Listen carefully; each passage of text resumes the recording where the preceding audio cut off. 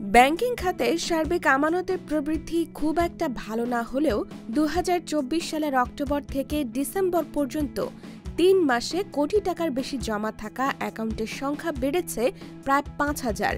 কেন্দ্রীয় ব্যাংকের তথ্য বলছে ২০২৪ সালের ডিসেম্বর প্রান্তিক শেষে মোট কোটি টাকার বেশি আমানত থাকা অ্যাকাউন্টধারীর সংখ্যা ১,২২,০০০।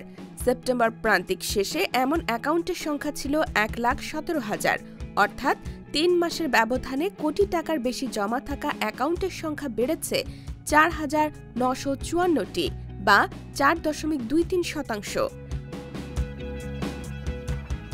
শুধু অ্যাকাউন্টধারীর সংখ্যাই নয়, বেড়েছে এসব অ্যাকাউন্টে জমা টাকার পরিমাণও।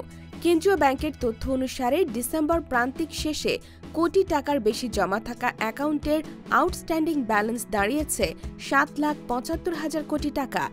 সেপ্টেম্বর প্রান্তিক শেষে এসব অ্যাকাউন্টে জমা ছিল ৭,৪৭,০০০ কোটি টাকা, অর্থাৎ ৩ মাসের মধ্যে এসব অ্যাকাউন্টে জমা বেড়েছে ১৮,০০০ কোটি টাকা বা ৩.৭৫%।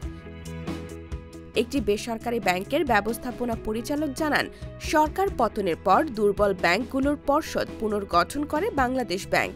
তাই নভেম্বর-ডিসেম্বর নাগাদ এ খাত নিয়ে আবার আস্থা তৈরি হয়। এছাড়া বিনিয়োগের জন্য তেমন কোনো খাত না থাকার কারণে ব্যাংকেই আমানত ফিরেছে। এজন্য এ সময় আবার কোটি টাকার ওপর অ্যাকাউন্টের সংখ্যা বেড়েছে।